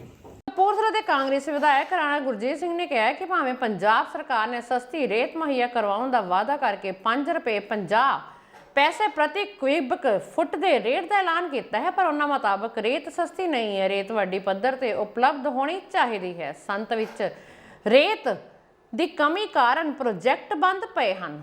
ਸਾਰਿਆਂ ਕੋਲ ਐਨਓਸੀਜ਼ ਹੈ, ਤਾਈਓ ਤਾਂ ਇਲੈਕਸ਼ਨ ਤੇ ਲੜਦੇ ਨੇ। ਕੋਈ ਐਨਓਸੀ ਤੋਂ ਇਲਾਵਾ ਇਲੈਕਸ਼ਨ ਤੇ ਲੜ ਨਹੀਂ ਸਕਦਾ। ਇਹ ਕਿਹਨੇ ਦੇ ਨਾਂ ਜਿਹੜੇ ਦਿੱਤੇ ਪ੍ਰੋਪਰਟੀ ਨਾਮ ਕੋਈ ਨਹੀਂ, ਉਹਨਾਂ ਨੇ 50 ਦੇ 50 ਦਾ ਕਹਿਤਾ ਜੀ, ਮੂੰਹ ਜ਼ਬਾਨੀ ਕਹਿ ਦਿੱਤਾ ਹੈ। ਨਹੀਂ ਇਲੈਕਸ਼ਨ ਨੂੰ ਤਾਂ 2 ਸਾਲ ਹੋ ਗਏ, ਹੁਣ ਕਿਹਦਾ ਟੈਕਸ ਪੈਂਡਿੰਗ ਵੀ ਹੋ ਸਕਦਾ। ਨਹੀਂ ਹੋ ਸਕਦਾ ਜੀ, ਚੈੱਕ ਕਰਾ ਲਓ, ਤੁਹਾਡੇ ਸੋਰਸਸ ਉਹ ਕਹਿ ਰਹੇ ਕਿ ਐਮਸੀ ਵੀ ਟੈਕਸ ਨਹੀਂ ਪੇ ਕਰਦਾ। ਹਾਂ ਠੀਕ ਕਿਹਾ ਕਿ ਸਭ ਦੇ ਟੈਕਸ ਪੇ ਨੇ ਸਾਰੇ। ਸੋ ਸਭ ਬਾਕੀ ਦੱਸੋ ਤੁਸੀਂ। ਸਾਡੇ ਸਭ ਤੋਂ ਪਹਿਲਾਂ ਸਤਿਕਾਰਯੋਗ ਸਾਡੇ ਜਿੰਨੇ ਵੀ ਪ੍ਰੈਸ ਰਿਪੋਰਟਰ ਆਏ ਆ, ਸਾਡੇ ਐਮਸੀਜ਼ ਆਏ ਆ, ਜਿਹੜੇ ਸਾਡੇ ਪ੍ਰੈਸ ਦੇ ਵਿੱਚ ਸੱਦਣ ਤੇ ਪ੍ਰੈਸ ਕਾਨਫਰੰਸ ਦੇ ਵਿੱਚ ਆਏ ਆ, ਉਹਨਾਂ ਦਾ ਸਭ ਤੋਂ ਪਹਿਲਾਂ ਤਾਂ ਅਸੀਂ ਜੀ ਆਇਆਂ ਆਖਦੇ ਆ ਕਿ ਜਿਹੜਾ ਉਹਨਾਂ ਨੇ ਸ਼ਾਰਟ ਨੋਟਿਸ ਦੇ ਉੱਤੇ ਇੱਥੇ ਆਏ ਸਾਡੇ ਕੋਲ। ਹੁਣ ਜਿਹੜੀ ਗੱਲ ਆ ਕਿ ਮੈਡਮ ਮੰਜੂ ਰਾਣਾ ਹੀ ਨੇ ਜਿੱਦਾਂ ਦੇ ਬਿਆਨ ਦਿੰਦੇ ਆ, ਮੇਰਾ ਖਿਆਲ ਆ ਰਾਹੁਲ ਜੀ ਨੇ ਦੱਸਿਆ ਵੀ ਆ, ਪੜ੍ਹੇ ਲਿਖੇ ਬੰਦੇ ਇੰਨੀ ਪੜ੍ਹੇ ਵੈਲ ਐਜੂਕੇਟਡ, ਉਹ ਇਹੋ ਜਿਹੀ ਮੰਦੀ ਸ਼ਬਦਾਵਲੀ ਕਿਸੇ ਦੇ ਉੱਤੇ ਵਰਤਨ, ਮੇਰਾ ਖਿਆਲ ਚੰਗਾ ਨਹੀਂ ਲੱਗਦਾ, ਸ਼ੋਭਾ ਨਹੀਂ ਦਿੰਦਾ। ਕਿਸੇ ਐਮਸੀਆਂ ਦੇ ਖਿਲਾਫ ਕਿਹਾ ਜੀ, ਕਿਸੇ ਦੇ ਵੀ ਆ ਜੀ, ਕੋਈ ਵੀ ਜਿਹੜਾ ਸ਼ੇਰ ਦੇ ਨਾਂ ਤੇ ਕਿਸੇ ਨੂੰ ਨਿਕ ਨੇਮ ਲੈ ਲੈਣ ਜਾਂ ਨਾਂ ਲੈ ਲੈਣ, ਉਹ ਕੋਈ ਦੁੱਖ ਨਹੀਂਗਾ। ਜਦੋਂ ਆਪਾਂ ਕਿਸੇ ਨੂੰ ਕਹਿੰਦੇ ਜੀ ਬੱਕਰਾ ਨਾਂ ਲੈ ਕੇ ਦੱਸੋ ਕੀ ਆ, ਉਹ ਚੰਗੀ ਸ਼ਬਦੀ ਦੇਖੋ ਇਲੈਕਟਡ ਕਿੰਨੀ ਮਾੜੀ ਆ। ਇਲੈਕਟਡ ਮੈਂਬਰ ਨੂੰ ਆਪਾਂ ਕਹਿੰਦੇ ਆ ਜਿਹੜਾ ਸ਼ਹਿਰ ਦੀ ਨੁਮਾਇੰਦਗੀ ਕਰ ਰਹੇ ਆ, ਉਹਨਾਂ ਨੂੰ ਆਪਾਂ ਇਹੋ ਜਿਹੀ ਭੱਦੀ ਸ਼ਬਦਾਵਲੀ ਵਰਤਦੇ ਆ। ਫਿਰ ਕਾਰਪੋਰੇਸ਼ਨ ਦੇ ਕੰਮ 'ਚ ਇੰਟਰਫੇਰੈਂਸ ਦੀ, ਸਾਡੇ ਕਾਰਪੋਰੇਸ਼ਨ ਦੇ ਹਰ ਕੰਮ ਦੇ ਵਿੱਚ ਇੰਟਰਫੇਰੈਂਸ ਕਰ ਰਹੇ ਆ, ਜਦ ਕਿ ਉਹ ਠੀਕ ਆ, ਉਹ ਹਲਕਾ ਇੰਚਾਰਜ ਆ, ਹਰੇ ਹੋਏ ਆ, ਐਮਐਲਏ ਤੋਂ ਹਲਕੇ ਹਰੇ ਹੋਏ ਆ, ਫਿਰ ਉਹ ਇੰਨੀ ਜ਼ਿਆਦਾ ਇੰਟਰਫੇਰੈਂਸ ਸਾਡੇ ਕਾਰਪੋਰੇਸ਼ਨ ਦੇ ਵਿੱਚ ਕਰ ਰਹੇ ਆ ਕਿ ਹਰ ਕੰਮ 'ਚ ਕੋਈ ਵੀ ਡਿਵੈਲਪਮੈਂਟ ਕਿਤੇ ਵੀ ਹੁੰਦੀ ਆ, ਉਸ ਡਿਵੈਲਪਮੈਂਟ 'ਚ ਸਭ ਥਾਂ 'ਤੇ ਰਿੜਕਾ ਪਾਇਆ ਜਾ ਰਿਹਾ ਵਾ। ਜਿਹੜਾ ਕੋਈ ਕੰਮ ਚੱਲਦਾ ਉੱਥੇ ਉਹਨਾਂ ਦੇ 2 ਨੁਮਾਇੰਦੇ ਆ, ਪੀਏ ਸਾਹਿਬ ਵਾਲੇ ਹੋਰ ਆ, ਉਹ ਆਣ ਕੇ ਧੱਕੇਸ਼ਾਹੀ ਦੇ ਨਾਲ ਹੀ ਇਹ ਗਲਤ ਕੰਮ ਹੋ ਰਿਹਾ। ਜਦ ਕਿ ਅਫਸਰ ਜਿਹੜੇ ਆ, ਅਫਸਰਾਂ ਨੇ ਪ੍ਰੈਸ ਦੇ ਵਿੱਚ ਬਿਆਨ ਦਿੱਤੇ ਆ ਕਿ ਜਿਹੜੇ ਕੰਮ ਸਹੀ ਹੋ ਰਹੇ ਆ, ਜੇ ਗਲਤ ਸਹੀ ਕਹਿ ਰਹੇ, ਉਹਨਾਂ ਨੇ ਅਖਬਾਰ ਦੇ ਵਿੱਚ ਦਿੱਤਾ ਮੀਡੀਆ ਨੂੰ ਕਿ ਸਹੀ ਕੰਮ ਹੋ ਰਿਹਾ। ਜੇ ਆਪਾਂ ਸਹੀ ਕੰਮ ਨੂੰ ਡਰਾ ਕੇ ਉਹਨਾਂ 'ਤੇ ਪ੍ਰੈਸ਼ਰ ਪਾ ਕੇ ਉਹਨਾਂ ਨੂੰ ਆਪਾਂ ਗਲਤ ਕਰਾਉਂਦੇ ਆ, ਕਹਿੰਦੇ ਆ ਗਲਤ ਕਰੋ ਜੀ, ਮੁੜ ਕੇ ਜਾ ਕੇ ਤੋੜ ਭੰਨ ਵੀ ਕਰ ਰਹੇ ਆ। ਕਿਹੜਾ ਠੇਕੇਦਾਰ ਜਿਹੜਾ ਵਾ ਸਹੀ ਕੰਮ ਨੂੰ ਹੁੰਦਿਆਂ ਦੇ ਦੁਆਰਾ ਕੰਮ ਕਰੂਗਾ? ਇਸੇ ਕਰਕੇ ਸ਼ਹਿਰ ਦੀ ਡਿਵੈਲਪਮੈਂਟ ਰੁਕੀ। ਜਿਹੜੇ ਕੰਮ ਰਾਣਾ ਹੀ ਦੇ ਵੇਲੇ ਪਾਸ ਹੋਏ ਆ, ਉਹਨਾਂ ਕੰਮਾਂ ਤੋਂ ਵੀ ਰੋਕਿਆ ਜਾ ਰਿਹਾ, ਜਿਹੜੇ ਪੈਸੇ ਆਏ ਉਹ ਵੀ ਰੋਕੇ ਜਾ ਰਹੇ, ਜਦ ਕਿ ਇਹ ਨਹੀਂ ਚਾਹੀਦਾ। ਪਾਰਟੀ ਵਾਰੀ ਸਰਕਾਰ 'ਚੋਂ ਹਟ ਗਏ ਆ। ਹੁਣ ਜਿਹੜੇ ਵੀ ਆ ਨੁਮਾਇੰਦੇ, ਚੁਣੇ ਹੋਏ ਨੁਮਾਇੰਦੇ ਸਾਡੇ ਰਾਣਾ ਜੀ ਆ, ਉਹ ਚੁਣੇ ਹੋਏ ਨੁਮਾਇੰਦੇ ਆ, ਸ਼ਹਿਰ ਦੀ ਨੁਮਾਇੰਦਗੀ ਕਰ ਰਹੇ ਆ, ਮੰਤਰੀ ਰਾਏ, ਅਸੀਂ ਸ਼ਹਿਰ ਦੇ ਚੁਣੇ ਹੋਏ ਨੁਮਾਇੰਦੇ ਆ। ਇਹੋ ਜਿਹੀ ਸ਼ਬਦਾਵਲੀ ਮੇਰਾ ਖਿਆਲ ਕਿਸੇ ਤੇ ਨਹੀਂ ਵਰਤਣੀ ਚਾਹੀਦੀ। ਸਭ ਤੋਂ ਪਹਿਲੀ ਗੱਲ ਇਹ ਆ। ਦੂਜਾ, ਉਹ ਟੈਕਸ ਦੀ ਗੱਲ ਕਰ ਰਹੇ ਆ। ਕੋਈ ਵੀ ਮੇਰਾ ਖਿਆਲ ਸਾਡੇ ਐਮਸੀਆਂ ਦੇ ਵਿੱਚ ਇਹੋ ਜਿਹਾ ਨਹੀਂਗਾ ਜਿਹੜਾ ਟੈਕਸ ਪੇ ਨਹੀਂ ਕਰਦਾ। ਅਸੀਂ ਉਹ ਨਾਂ ਲਏ ਗਏ ਉਹਨਾਂ ਨੇ ਵਿੱਚ, ਉਹ ਵੀ ਕਿਹਾ ਅਸੀਂ ਆ ਹਰ ਵਾਰੀ, ਮੇਰਾ ਪੱਕਾ ਰਿਕਾਰਡ ਆ ਸਾਡੇ ਸਾਰਿਆਂ ਦੀ ਕਿ ਸਾਰੇ ਹੀ ਪ੍ਰਾਪਰਟੀ ਟੈਕਸ ਪੇ ਕਰਦੇ ਆ, ਸਾਡੀ ਡਿਊਟੀ ਆ। ਅਸੀਂ ਸਿੱਧੂ ਮੂਸੇਵਾਲਾ ਦੇ ਇਸ ਦੁਨੀਆ ਤੋਂ ਜਾਣ ਤੋਂ ਬਾਅਦ ਬਹੁਤ ਸਾਰੇ ਐਸੇ ਨੌਜਵਾਨ ਆਏ ਜੋ ਆਪਣੀ ਝੂਠੀ ਪਹਿਚਾਣ ਬਣਾਉਣ ਲਈ ਉਸ ਦਾ ਸਹਾਰਾ ਲੈਣ ਲੱਗੇ ਹਨ, ਜਿਨ੍ਹਾਂ ਵਿੱਚੋਂ ਇੱਕ ਗੁਰਦਾਸਪੁਰ ਦੇ ਪਿੰਡ ਅਲੀਵਾਲ ਦਾ ਵੀ ਸਾਹਮਣੇ ਆਇਆ, ਜਿਸ ਨੇ ਕੱਲ ਇੱਕ ਇੰਟਰਵਿਊ ਦੌਰਾਨ ਕਿਹਾ ਕਿ ਉਹ ਸਿੱਧੂ ਮੂਸੇਵਾਲਾ ਦੀ ਕਾਪੀ ਹੈ, ਪਰ ਅੱਜ ਫਿਰ ਦੁਬਾਰਾ ਕੈਮਰੇ ਅੱਗੇ ਆਇਆ ਤੇ ਕਿਹਾ ਅਸੀਂ ਸਿੱਧੂ ਨਹੀਂ ਬਣ ਸਕਦੇ। ਕੁਝ ਚੈਨਲਾਂ ਨੇ ਖੁਦ ਤੋੜ ਮਰੋੜ ਕੇ ਉਸ ਨੂੰ ਦਿਖਾਇਆ ਹੈ। ਤੇਰੀ ਕਰਾਗੀ ਹੱਥ ਯਾਰ ਦੇ ਖੜੇ, ਓ ਯਾਰੀ ਚੰਡੀਗੜ੍ਹ ਵਾਲੀ ਏੜੀ ਤੇਰੀ ਕਰਾਗੀ ਹੱਥ ਯਾਰ ਦੇ ਖੜੇ। ਤੂੰ ਤਾਂ ਹੁਣ ਕੀ ਮੁੜਨਾ, ਤੂੰ ਤਾਂ ਹੁਣ ਕੀ ਮੁੜਨਾ, ਜੜੀ ਲੰਘ ਗਈ ਕੜੀ ਕਦ ਮੁੜਦੀ। ਮਿੱਤਰਾਂ ਦੀ ਆਵਾਜ਼ ਗੋਰੀਏ, ਮਿੱਤਰਾਂ ਦੀ ਆਵਾਜ਼ ਗੋਰੀਏ, ਖਾਲੀ ਕੰਧਾਂ ਵਿੱਚ ਵੱਜ ਵੱਜ ਮੁੜਦੀ। ਤੂੰ ਤਾਂ ਹੁਣ ਕੀ ਮੁੜਨਾ। ਹਾਂਜੀ, ਮੈਂ 4th ਕਲਾਸ ਦੇ ਵਿੱਚੋਂ ਸਿੱਖਣਾ ਸਟਾਰਟ ਕੀਤਾ ਜੀ। ਮੇਰੇ ਮਾਤਾ ਪਿਤਾ ਦਾ ਸੁਪਨਾ ਹੀ ਹੈ ਕਿ ਮੈਂ ਇੱਕ ਚੰਗਾ ਤੇ ਵਧੀਆ ਕਲਾਕਾਰ ਬਣਾ। ਮੇਰੀ ਫੈਮਿਲੀ ਵੀ ਬਹੁਤ ਸਪੋਰਟ ਕਰਦੀ ਆ, ਮੇਰੇ ਆਪਣੇ ਪਿੰਡ ਤੋਂ ਜੋ ਵੀ ਇਸ ਪਿਆਰ ਕਰਨ ਵਾਲੇ ਮੇਰੇ ਯਾਰ ਦੋਸਤ ਸਾਰੇ ਹੀ ਬਹੁਤ ਸਪੋਰਟ ਕਰਦੇ ਆ। ਜਦੋਂ ਸਟਾਰਟ ਕੀਤਾ ਦਿੱਕਤਾਂ ਵੀ ਬਹੁਤ ਆਈਆਂ, ਲੱਤਾਂ ਖਿੱਚਣ ਵਾਲੇ ਵੀ ਬਹੁਤ ਮਿਲੇ, ਸਪੋਰਟ ਕਰਨ ਵਾਲੇ ਵੀ ਬਹੁਤ ਮਿਲੇ। ਹੁਣ ਤੱਕ ਵੀ ਬਹੁਤ ਹੀ ਸਫ਼ਰ ਜਿਹੜਾ ਵਾ ਚੰਗਾ ਵੀ ਕਹਿ ਸਕਦੇ ਸਿੱਖਣ ਨੂੰ ਮਿਲਦਾ, ਕਿਉਂਕਿ ਜੇ ਅਸੀਂ ਇੱਕਦਮ ਕਿਸੇ ਮੁਕਾਮ 'ਤੇ ਪਹੁੰਚ ਜਾਂਦੇ ਹਾਂ ਤਾਂ ਸਾਨੂੰ ਇਹਨਾਂ ਕੁਛ ਸਿੱਖਣ ਨੂੰ ਨਹੀਂ ਮਿਲ ਸਕਦਾ। ਹੁਣ ਜੋ ਵੀ ਆਪਾਂ ਲੈ ਬਾਈ ਲੈ ਸਲੋਲੀ ਚੱਲਣ ਡੇ ਆ, ਵਧੀਆ ਸਿੱਖਣ ਨੂੰ ਮਿਲਿਆ ਵਾ। ਬਾਕੀ ਬਹੁਤ ਵਧੀਆ ਲੱਗਦਾ ਵਾ ਵੀ ਆਪਾਂ ਇਹ ਲਾਈਨ ਵੱਖਰੀ ਚੁਣੀ ਆ ਬਾਕੀਆਂ ਨੂੰ। ਹਾਂਜੀ, ਸੋਸ਼ਲ ਮੀਡੀਆ ਦੇ ਵਿੱਚ ਗਲਤ ਨੈਗੇਟਿਵਿਟੀ ਫੈਲਾਉਂਦੇ ਜੇ ਕਾਫੀ ਲੋਕ, ਇਸ ਕਰਕੇ ਅਸੀਂ ਉਹਨਾਂ ਦੀ ਪਰਵਾਹ ਨਹੀਂ ਕੀਤੀ, ਪਹਿਲੀ ਗੱਲ। ਦੂਜੀ ਗੱਲ ਗਲਤ ਆ ਜੋ ਵੀ, ਕਿਉਂਕਿ ਉਹਨਾਂ ਦਾ ਇੱਕ ਵੱਖਰਾ ਮਕਾਮ ਹੈ ਸਿੱਧੂ ਬਾਈ ਦਾ। ਉਹਨਾਂ ਨੇ ਮਕਾਮ ਆਪਣੀ ਮਿਹਨਤ ਦੇ ਸਦਕਾ ਬਹੁਤ ਉੱਚਾ ਲੈ ਕੇ ਗਏ ਪੂਰੇ ਵਰਲਡ ਦੇ ਵਿੱਚ। ਆਪਾਂ ਉਹਨਾਂ ਦੀ ਰੀਸ ਨਹੀਂ ਕੀਤੀ, ਨਾ ਹੀ ਰੀਸ ਕਰ ਸਕਦੇ, ਕਿਉਂਕਿ ਉਹਨਾਂ ਦੀ ਵੱਖਰੀ ਲਾਈਨ ਸੀ, ਉਹਨਾਂ ਨੇ ਵੱਖਰੀ ਪਹਿਚਾਣ ਬਣਾਈ ਆਪਣੀ। ਆਪਾਂ ਵੀ, ਮੈਂ ਵੀ 5-6 ਸਾਲ ਤੋਂ 2015 ਤੋਂ ਵੱਖਰੀ ਮਤਲਬ ਵੀ ਆਪਣਾ ਵੱਖਰਾ ਰਾਹ ਚੁਣਿਆ, ਨਾ ਤੇ ਕਿਸੇ ਰੀਸ ਕੀਤੀ ਆ ਭਾਜੀ ਦੀ। ਇਸ ਕਰਕੇ ਆਪਾਂ ਆਪਣੀ ਚਾਲੇ ਚੱਲਣ ਡੇ ਆ ਵੀ ਆਪਣੀ ਮਿਹਨਤ ਦੇ ਸਦਕਾ ਹੀ ਅੱਗੇ ਆਵਾਂਗੇ। ਦੇਖੋ ਤੁਸੀਂ ਮੰਨਦੇ ਹੋ ਕਿ ਤੁਹਾਡੀ ਸ਼ਕਲ ਰਲਦੀ ਹੈ? ਨਹੀਂ, ਬਾਕੀ ਕੋਈ ਚੰਦ ਲੋਕ ਹੀ ਹੋਣਗੇ ਕਹਿਣ ਵਾਲੇ, ਥੋੜ੍ਹਾ ਬਹੁਤਾ ਜਿਹਨੂੰ ਕਹਿ ਸਕਦੇ, ਪਰ ਨਹੀਂ, ਮੈਨੂੰ ਇੰਨਾ ਨਹੀਂ ਲੱਗਦਾ। ਫਿਰ ਵੀ ਜੇ ਕੋਈ ਕਹਿ ਵੀ ਦੇਵੇ ਤਾਂ ਇੰਨਾ ਕੋਈ ਗਲਤ ਫੀਲ ਨਹੀਂ ਹੁੰਦਾ, ਵਧੀਆ ਫੀਲ ਹੁੰਦਾ, ਕਿਉਂਕਿ ਉਹਨਾਂ ਦਾ ਮੁਕਾਮ ਉੱਚਾ ਹੀ। ਫਿਰ ਵੀ ਆਪਾਂ ਕੋਈ, ਮੈਨੂੰ ਨਹੀਂ ਇੰਨਾ ਲੱਗਦਾ, ਕਿਉਂਕਿ ਗਲਤ ਚੀਜ਼ ਨਾ ਫੈਲਾਉਣ ਮੀਡੀਆ 'ਤੇ। ਨਹੀਂ, ਤੁਸੀਂ ਵੀ ਕਹਿ ਰਹੇ ਹੋ ਕਿ ਮੇਰੀ ਸ਼ਕਲ ਰਲਦੀ ਹੈ, ਨਹੀਂ, ਕਿਤੇ ਨਾ ਕਿਤੇ ਮੈਂ ਖੁਦ ਨਹੀਂ ਕਹਿੰਦਾ, ਜਿੱਦਾਂ ਉਹਨਾਂ ਨੇ ਖੁਦ, ਲੋਕ ਕਈ ਕਹਿ ਦਿੰਦੇ ਜਿੱਦਾਂ ਕਿ ਥੋੜ੍ਹੀ ਬਹੁਤ ਉਹਨਾਂ ਨੂੰ ਲੱਗਦਾ ਹੋਊਗਾ, ਮੈਨੂੰ ਅੱਜ ਤੱਕ ਇੰਨਾ ਜ਼ਿਆਦਾ ਨਹੀਂ ਲੱਗਾ ਕਿਤੇ। ਹਾਂਜੀ। ਬੀਤੀ ਰਾਤ ਕਰੀਬ 12 ਵਜੇ ਇੱਕ ਤੇਜ਼ ਰਫ਼ਤਾਰ ਜੀਪ ਨੇ ਇੱਕ ਗੂੰਗੇ ਪਸ਼ੂ ਅਤੇ ਇੱਕ ਵਿਅਕਤੀ ਨੂੰ ਆਪਣੀ ਲਪੇਟ ਵਿੱਚ ਲੈ ਲਿਆ, ਜਦਕਿ ਘਟਨਾ ਕੁਝ ਇਸ ਤਰ੍ਹਾਂ ਦੀ ਹੈ ਕਿ ਮੋਗਾ ਦੇ GT ਰੋਡ ਤੇ ਇੱਕ ਤੇਜ਼ ਰਫ਼ਤਾਰ ਜੀਪ ਪਹਿਲਾਂ ਇੱਕ ਗੂੰਗੇ ਪਸ਼ੂ ਨਾਲ ਟਕਰਾ ਗਈ ਅਤੇ ਫਿਰ ਉੱਥੇ ਕਰੀਬ 100 ਮੀਟਰ ਦੀ ਦੂਰੀ ਤੇ ਦੁਕਾਨ ਦੇ ਸਾਹਮਣੇ ਸੁੱਤੇ ਪਏ ਪ੍ਰਵਾਸੀ ਨੂੰ ਆਪਣੀ ਲਪੇਟ 'ਚ ਲੈ ਲਿਆ। ਉਸੇ ਪ੍ਰਵਾਸੀ ਨੇ ਉੱਥੇ ਫੁੱਲਾਂ ਦਾ ਸਟਾਲ ਲਗਾਇਆ ਹੋਇਆ ਸੀ। ਟੱਕਰ ਇੰਨੀ ਜ਼ਬਰਦਸਤ ਸੀ ਕਿ ਇਸਨੇ सुते पे व्यक्ति नु लताड़ देता, दुकानदार दा शटर ते कंध तोड़ देती। हम शाम को दुकान बढ़ा के अपनी दुकान के सामने मुरे सो गए। 100 फुट दूरी पर थे, टीन के नीचे सो रहे मंजे बिछा के दो। तो वहाँ पे तेज़ रफ्तार से गाड़ी आई, 200-150 की रफ्तार पे थी। उन्होंने तेज़ रफ्तार में गाड़ी सामने मंजे पे चढ़ा दी। मैं तो गाड़ी के थल्ले आ गया, थल्ले जा कर के बच गया। दूजा बंदा मौके पे मौत हो गई। ये लोग गाला काटने लगे, गाड़ी निकाल के ले जाने लगे। दूसरी गाड़ी भी बुला ली, गाड़ी बंदे नू ले गए। ये ये भी पता लगे दारू दी बोतल भी मिली विच, दारू भी थी उसमें, नमकीन वगैरह भी फैली पड़ी थी, गिलास भी थे, दारू थे, नशे में फुल थे, शराबी सी पूरे। हाँ, शराबी थे वो। की मांग करते हैं? प्रशासन जो करेगा वो मंजूर है। ਇੱਕ ਤੇਜ਼ ਰਫ਼ਤਾਰ ਜੀਪ ਜਿਹੜੀ ਆ ਖਾਲਸਾ ਚੌਂਕ ਸਾਈਡ ਤੋਂ ਰਾਤ ਆਈ ਸੀਗੀ। ਉਹ ਆ ਕੇ ਸਾਨੂੰ ਪਤਾ ਲੱਗਾ ਵੀ ਜਿਹੜੇ ਮਜ਼ਦੂਰ ਸੁੱਤੇ ਪਏ ਸੀ ਪਾਸੇ ਦੁਕਾਨ ਦੀ ਸਾਈਡ 'ਤੇ ਸੁੱਤੇ ਸੀ। ਇਹ ਫਰੂਟਾਂ ਦੀ ਰੇਹੜੀ ਲਾਉਂਦਾ, ਅਲਤਸ ਨਾਂ ਦਾ ਬੰਦਾ, ਇਹ ਪ੍ਰਵਾਸੀ ਹੈਗਾ। ਇਹ ਤੇ ਰਾਤ ਨੂੰ ਦੁਕਾਨ ਦੇ ਅੱਗੇ ਪੈ ਜਾਂਦਾ ਤੇ ਜੀਵਨ ਦੇ ਚੜ੍ਹ ਗਈ ਤੇ ਉਹਦੀ ਮੌਕੇ 'ਤੇ ਮੌਤ ਹੋ ਗਈ ਆ। ਡੈੱਡ ਬੋਡੀ ਜਿਹੜੀ ਉਹ ਰਾਤ ਹੀ ਅਸੀਂ ਉੱਥੇ ਮੋਰਚੀ 'ਚ ਲਵਾਤੀ ਸੀਗੀ ਤੇ ਉਹਦੇ ਵਾਰਸ ਆ ਰਹੇ ਨੇ, ਉਹਦੇ ਬਿਆਨਾਂ ਮੁਤਾਬਕ ਤੇ ਮੌਕੇ ਮੁਤਾਬਕ ਜਿਹੜੀ ਬਣਦੀ ਕਾਰਵਾਈ ਕੀਤੀ ਜਾਊਗੀ। ਬੰਦੀ ਸਿੰਘਾਂ ਦੀ ਰਿਹਾਈ ਦੀ ਮੰਗ ਨੂੰ ਲੈ ਕੇ ਸਿੱਖ ਸੰਗਤਾਂ ਵੱਲੋਂ ਪੈਦਲ ਰੋਸ ਮਾਰਚ ਕੱਢਦੇ ਹੋਏ ਬੰਦੀ ਸਿੰਘਾਂ ਨੂੰ ਰਿਹਾ ਕਰਨ ਦੀ ਆਵਾਜ਼ ਬੁਲੰਦ ਕੀਤੀ ਗਈ ਹੈ। ਪੈਦਲ ਰੋਸ ਮਾਰਚ ਗੁਰਦੁਆਰਾ ਰਾਜਾ ਰਾਮ ਸਿੰਘ ਤੋਂ ਸ਼ੁਰੂ ਹੁੰਦੇ ਹੋਏ ਕਰੀਬ 10 ਕਿਲੋਮੀਟਰ ਦਾ ਸਫ਼ਰ ਤੈਅ ਕਰਦੇ ਹੋਏ ਪਿੰਡ ਭਾਮ ਵਿਖੇ ਸਮਾਪਤ ਹੋਇਆ। ਵਾਹਿਗੁਰੂ ਜੀ ਕਾ ਖਾਲਸਾ, ਵਾਹਿਗੁਰੂ ਜੀ ਕੀ ਫਤਿਹ। ਜਿੱਥੇ ਕਿ ਆਪ ਜੀ ਜਾਣਦੇ ਹੀ ਹੋ ਕਿ ਸਰਕਾਰਾਂ ਰਾਜ ਭਾਗ ਦਾ ਦੁਰਉਪਯੋਗ ਕਰ ਰਹੀਆਂ ਹਨ। ਘੱਟ ਗਿਣਤੀ ਨੂੰ ਬਹੁਤ ਬੁਰੀ ਤਰ੍ਹਾਂ ਦਬਾਇਆ ਜਾ ਰਿਹਾ ਹੈ। ਕਤਲ ਕੇਸ ਦੀ ਸਜ਼ਾ 14 ਸਾਲ ਹੁੰਦੀ ਤੇ 7 ਸਾਲ 'ਚ ਕੱਟੀ ਜਾਂਦੀ, ਉਹ 7 ਸਾਲਾਂ ਦੀ ਬਜਾਏ 4 ਹਿੱਸੇ ਹੋਰ ਕੱਟੀ ਗਈ। 32, 33 ਸਾਲ ਜਿਹੜਾ ਮਨੁੱਖੀ ਅਧਿਕਾਰਾਂ ਤੇ ਡਾਕਾ ਵੱਜਾ। ਉਸ ਕਰਕੇ ਅੱਜ ਇਸੇ ਕਰਕੇ ਹੀ ਆਪਾਂ ਲਾਮਬੰਦ ਹੋਏ। ਜਿਹੜੀ ਰਾਜ ਦੀ ਪ੍ਰਾਪਤੀ ਦੀ ਉਹ ਮੰਗ ਵੀ ਇਸੇ ਕਰਕੇ, ਜਦੋਂ ਘੱਟ ਗਿਣਤੀਆਂ ਦੀ ਸੁਣਵਾਈ ਨਾ ਹੋਵੇ ਤੇ ਫਿਰ ਅਸੀਂ ਇਸ ਗੱਲ ਨੂੰ ਸਮਝਦੇ ਹਾਂ ਕਿ ਆਪਾਂ ਇੱਥੇ ਗੁਲਾਮ, ਬੁਰੀ ਤਰ੍ਹਾਂ ਗੁਲਾਮੀ ਆਪ ਨੂੰ ਜੇਲ੍ਹਾਂ ਤੋਂ ਦਰਸਾਈ ਜਾ ਰਹੀ ਹੈ। ਕੋਈ ਵੀ ਨੌਜਵਾਨ, ਜਿੱਥੇ ਸਾਡੇ ਨੌਜਵਾਨ ਜਿਨ੍ਹਾਂ ਨੇ ਸੱਚ ਬੋਲਿਆ ਇਸ ਭਾਰਤ ਦੇਸ਼ ਲਈ, ਭਾਰਤ ਦੇਸ਼ ਦੇ ਕਾਨੂੰਨ ਨੂੰ ਬਚਾਉਣ ਵਾਸਤੇ ਉਹਨਾਂ ਨੇ ਇੱਕ ਜ਼ੁਲਮ ਸਰਕਾਰ ਨੂੰ ਟੱਕਰ ਲੈ ਕੇ ਦੱਸਿਆ ਭਾਈ ਪੰਜਾਬ ਸੱਚ ਬੋਲਦਾ ਹੈ। ਉਸ ਸੱਚ ਨੂੰ ਦਬਾਉਣ ਵਾਸਤੇ ਸਰਕਾਰਾਂ ਇਸ ਦੇਸ਼ ਦਾ ਬਚਾਅ ਨਹੀਂ ਕਰ ਰਹੀਆਂ। ਤਾਨਾਸ਼ਾਹੀ ਰਵੱਈਆ ਅਪਣਾ ਕਰਕੇ ਤੇ ਇਹ ਘੱਟ ਗਿਣਤੀ ਨੂੰ ਦਬਾਇਆ ਜਾ ਰਿਹਾ। ਇਸ ਕਰਕੇ ਅਸੀਂ ਲਾਮਬੰਦ ਹੋਏ ਹਾਂ ਕਿ ਘੱਟ ਗਿਣਤੀ ਕਿਸੇ ਵੀ ਧਰਮ 'ਚ ਹੋਵੇ, ਸਿੱਖ ਹੈ, ਮੁਸਲਮਾਨ ਹੋਣ, ਈਸਾਈ ਹੋਣ, ਅਸੀਂ ਉਹਨਾਂ ਵਾਸਤੇ ਆਵਾਜ਼ ਬੁਲੰਦ ਕਰਦੇ ਹਾਂ। ਜਿੱਥੇ ਭਾਈ ਜਗਤਾਰ ਸਿੰਘ ਹਵਾਰਾ ਤੇ 30 ਹੋਰ ਸਿੰਘ ਜਿਨ੍ਹਾਂ ਨੇ ਸਜ਼ਾ ਜਾਬਤਾ ਪੂਰੀ ਕਰਕੇ ਵੀ ਜੇਲ੍ਹਾਂ ਵਿੱਚ ਬੰਦ ਹਨ ਤੇ ਆਸ ਵੀ ਕੋਈ ਨਹੀਂ। ਇਹ ਮੋਰਚਾ ਇਸੇ ਕਰਕੇ ਲੱਗਾ। ਹੁਣ ਅਸੀਂ ਆਪਣੇ ਹੱਕ ਆਪ ਲੈ ਕੇ ਹਟਾਂਗੇ, ਛਡਾਵਾਂਗੇ, ਛਡਾ ਕਰਕੇ ਫਿਰ ਸੱਚ ਦੀ ਆਵਾਜ਼ ਬਾਹਰ ਲੈ ਕੇ ਆਵਾਂਗੇ। ਸੋ ਇਹ ਸਾਡਾ ਮੈਸੇਜ ਹੈ। ਅੱਜ ਗੁਰਦਾਸਪੁਰ ਜ਼ਿਲ੍ਹੇ ਤੋਂ ਨਗਰ ਹਰਚੋਵਾਲ ਤੋਂ ਇਸ ਪੂਰੇ ਇਲਾਕੇ 'ਚ ਔਲਖ ਕਲਾਂ ਪਿੰਡ ਸਾਡੇ ਵੀਰ ਸੁਨੂੰ ਪ੍ਰਧਾਨ ਜੀ ਤੇ ਹੋਰ ਵੀਰਾਂ ਨੇ ਬਹੁਤ ਮਿਹਨਤ ਕੀਤੀ। ਮਿਹਨਤ ਕਰਕੇ ਸੰਗਤ ਨੂੰ ਲਾਮਬੰਦ ਕਰਨਾ ਕਿ ਤਾਂ ਜੋ ਉਸ ਮੋਰਚੇ ਵਿੱਚ ਪਹੁੰਚਿਆ ਜਾ ਸਕੇ।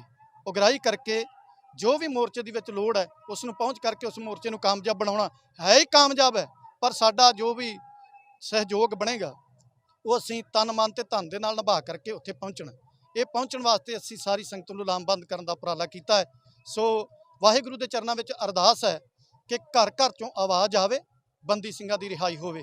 ਵਾਹਿਗੁਰੂ ਜੀ ਕਾ ਖਾਲਸਾ, ਵਾਹਿਗੁਰੂ ਜੀ ਕੀ ਫਤਿਹ।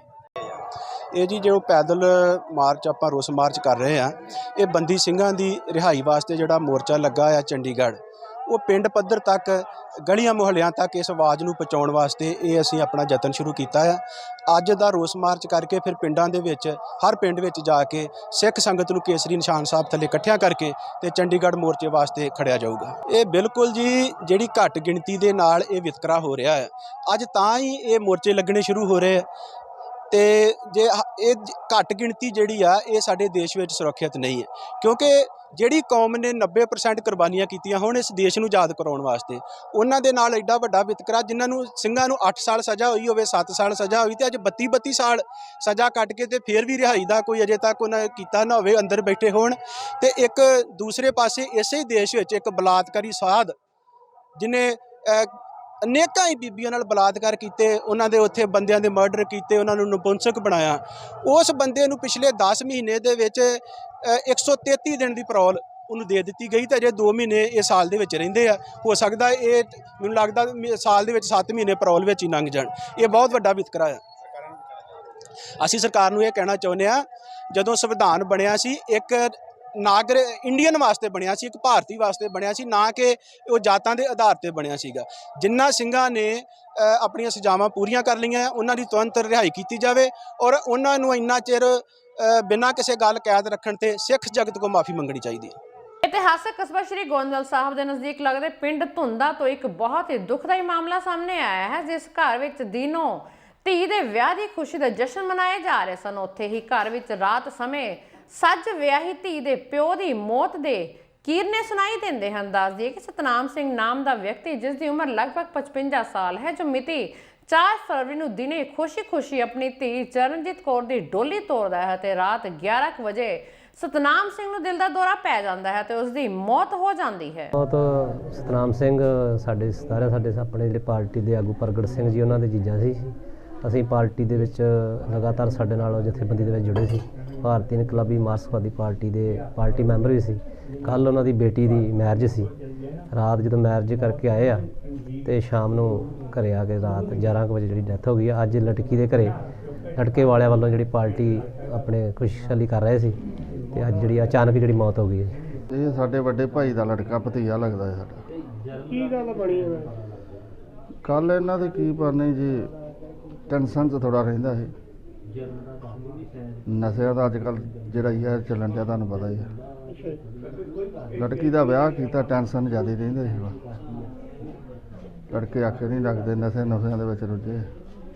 ਕਲਾਨੌਰ ਨੇੜੇ ਇੱਕ ਕਾਰ ਦੇ ਸੰਤੁਲਨ ਵਿਗੜ ਜਾਣ ਕਾਰਨ ਵਾਪਰੇ ਹਾਦਸੇ ਵਿੱਚ 2 ਨੌਜਵਾਨਾਂ ਦੀ ਮੌਤ ਹੋ ਜਾਣ ਅਤੇ 3 ਦੇ ਜ਼ਖਮੀ ਹੋਣ ਦਾ ਸਮਾਚਾਰ ਪ੍ਰਾਪਤ ਹੋਇਆ ਹੈ। ਜ਼ਖਮੀਆਂ ਨੂੰ ਕਮਿਊਨਿਟੀ ਹੈਲਥ ਸੈਂਟਰ ਕਲਾਨੌਰ ਵਿਖੇ ਦਾਖਲ ਕਰਵਾ ਕੇ ਇਲਾਜ ਸ਼ੁਰੂ ਕਰ ਦਿੱਤਾ ਗਿਆ ਤੇ ਸੂਚਨਾ ਮਿਲਦੇ ਹੀ ਥਾਣਾ ਵਡਾਲਾ ਬੰਗਰ ਦੇ incharge ASI Ranbir Singh police party ਸਮੇਤ ਹਾਦਸੇ ਵਾਲੀ ਥਾਂ ਤੇ ਪਹੁੰਚੇ। ਆਇਆ ਵਾ ਕਿਸੇ ਯਾਰ ਦੋਸਤ ਨੇ ਕੋਈ ਕਾਗਜ਼ ਪਹੁੰਚਾਉਣੇ ਸੀਗੇ ਤੇ ਨਾਲ ਪਿੰਡੋਂ ਫਿਰ ਮੁੰਡੇ ਹੋਰ ਬੈਠ ਗਏ ਤੇ ਇਸ ਗੱਲ ਦਾ ਸਾਨੂੰ ਤੇ ਪਤਾ ਨਹੀਂ। ਯਾਰ ਦੋਸਤ ਹੀ ਉਹਨਾਂ ਦੇ ਨਾਲ ਇਕੱਠੇ ਆਉਣ ਡਏ, ਬਹਿਣਾ ਖਲੋਣਾ ਸੀ ਤੇ ਰਸਤੇ ਦੇ ਵਿੱਚ ਆਣ ਕੇ ਇੱਥੇ ਪਤਾ ਨਹੀਂ ਕੀ ਬਣਿਆ, ਕਿਸੇ ਨੂੰ ਬਚਾਉਂਦੇ ਆ ਇੱਕ ਘਟਨਾ ਵਾਪਰੀ ਆ ਜਾਂ ਕਿ ਓਵਰਟੇਕ ਕਰਦੇ ਗੱਡੀ ਪਲਟ ਗਈ ਜੀ। ਮੇਰਾ ਇਕੱਲਾ ਬੱਚਾ ਹੈ ਜੀ, ਮਰੜੀ ਕਲਾਂ ਜੀ। ਪਰਮਿੰਦਰ ਸਿੰਘ ਜੀ। ਤੇ ਹਾਂਜੀ ਉਮਰ 20 ਸਾਲ ਜੀ। ਨਹੀਂ ਜੀ, ਹੁਣ ITI ਕੀਤੀ, ਆਪਣਾ ਕੀਤਾ IELTS ਬਾਹਰ ਜਾਣ ਵਾਸਤੇ ਜੀ, ਪਹਿਲਾਂ ਲਾਈਆਂ ਸੀ। ਦੂਸਰਾ ਬੱਚਾ ਵੀ ਪਿੰਡ ਦਾ ਸੀ, ਦਾ ਦੋਸਤ ਸ਼ੈਲਪ੍ਰੀਤ, ਉਹਦੀ ਵੀ ਇੰਨੀ ਏਜ ਸੀ। ਇਹ ਡੈਡੀ ਨੇ ਉਹਨਾਂ ਦੇ, ਤੇ ਇਹ ਵੀ ਇਕੱਲਾ ਹੀ ਸੀ ਤੇ ਮੇਰਾ ਵੀ ਇਕੱਲਾ ਪੁੱਤਰ ਸੀ। ਸਾਡੀ ਤਾਂ ਦੁਨੀਆ ਲੁੱਟੀ ਗਈ ਜੀ, ਪਲਟ ਗਿਆ ਸਾਡਾ ਸਭ ਕੁਝ। ਬਟਾਲਾ ਕਲਾਨੌਰ ਰੋਡ ਤੇ ਇੱਕ ਐਕਸੀਡੈਂਟ ਹੋਇਆ ਵਾ ਤੇ ਜੋ ਮੈਂ ਮੌਕੇ ਤੇ ਪਹੁੰਚਿਆ ਤੇ ਜੋ ਗੱਡੀ ਇੱਕ ਸਾਹਮਣੇ ਇੱਕ ਡੇਰਾ ਵਾ, ਉਹਨਾਂ ਦੇ ਦੱਸਣ ਮੁਤਾਬਕ ਕਿ ਗੱਡੀ ਜਿਹੜੀ ਆ ਤੇਜ਼ ਸੀ, ਕਾਫੀ ਤੇਜ਼ ਸੀ ਤੇ ਗੱਡੀ ਕੰਟਰੋਲ ਨਹੀਂ ਹੋਈ।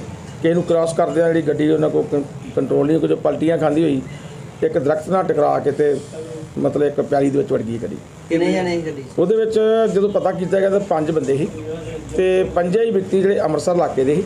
3 ਬੰਦੇ ਇੱਕ ਪਿੰਡ ਦੇ ਸੀ, ਪਿੰਡ ਮਲੜੀ ਕਰਾ, ਥਾਣਾ ਮਜੀਠਾ 'ਚ ਪੈਂਦਾ ਵਾ, ਤੇ ਉਹਨਾਂ ਵਿੱਚੋਂ 2 ਦੀ ਜਿਹੜੀ ਮੌਤ ਹੋ ਚੁੱਕੀ ਆ। 2 ਜਣੇ ਜਿਹੜੇ ਇੱਕ ਪਰਮਿੰਦਰ ਸਿੰਘ son of ਬਚਿੱਤਰ ਸਿੰਘ।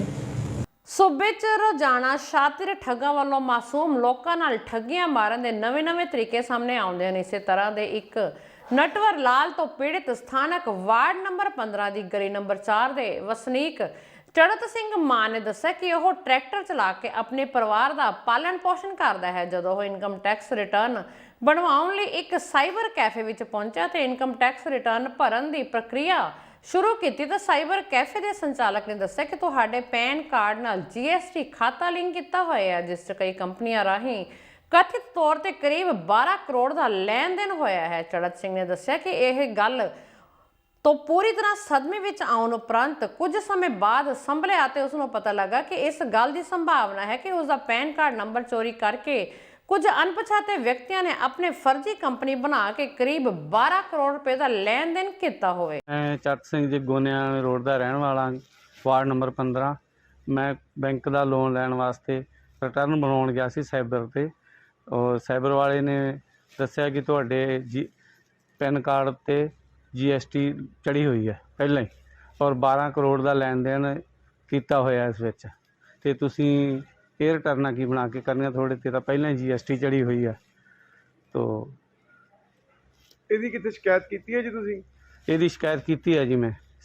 ਕਿੱਥੇ ਕਿੱਥੇ ਕੀਤੀ ਹੈ? GST ਵਿਭਾਗ ਨੂੰ ਵੀ ਕੀਤੀ ਹੈ ਜੀ, ਸਿਟੀ ਥਾਣਾ ਵੀ ਕੀਤੀ ਹੈ ਜੀ, ਤੇ SSP ਸ਼੍ਰੀ ਮੁਕਤਸਰ ਸਾਹਿਬ ਨੂੰ ਵੀ ਕੀਤੀ ਹੈ ਜੀ। ਕਿਹੋ ਜਿਹੀ ਕਾਰਵਾਈ ਦੀ ਮੰਗ ਕਰਦੇ ਹੋ? ਅਸੀਂ ਇਹੀ ਕਾਰਵਾਈ ਦੀ ਮੰਗ ਕਰਦੇ ਹਾਂ ਜੀ ਕਿ ਸਾਨੂੰ ਇਸ ਵਿੱਚ ਇਨਸਾਫ ਦਿਵਾਇਆ ਜਾਵੇ। ਮੈਂ ਇੱਕ ਦਿਹਾੜੀਦਾਰ ਮਜ਼ਦੂਰ ਆਦਮੀ ਹਾਂ ਜੀ, ਤੇ ਮੇਰਾ ਕਿਸੇ ਨੇ ਗਲਤ ਪੈਨ ਕਾਰਡ ਦਾ ਇਸਤੇਮਾਲ ਕੀਤਾ ਜੀ। ਇਹ ਜਿਹੜੇ ਦੋਸ਼ੀ ਆ ਇਹਨਾਂ ਨੂੰ ਸਖਤ ਤੋਂ ਸਖਤ ਸਜ਼ਾ ਦਿੱਤੀ ਜਾਵੇ ਜੀ। ਦੋਸਤੋ, ਇਸ ਸਨ ਅੱਜ ਦੀਆਂ ਖਾਸ ਖਬਰਾਂ। ਨਵੀਂ ਤੇ ਤਾਜ਼ਾ ਖਬਰਾਂ ਲੈ ਕੇ ਫੇਰ ਹਾਜ਼ਰ ਹੋਵਾਂਗੇ। ਤਦ ਤੱਕ ਲਈ ਦਿਓ ਇਜਾਜ਼ਤ। ਰੱਬ ਰਾਖਾ।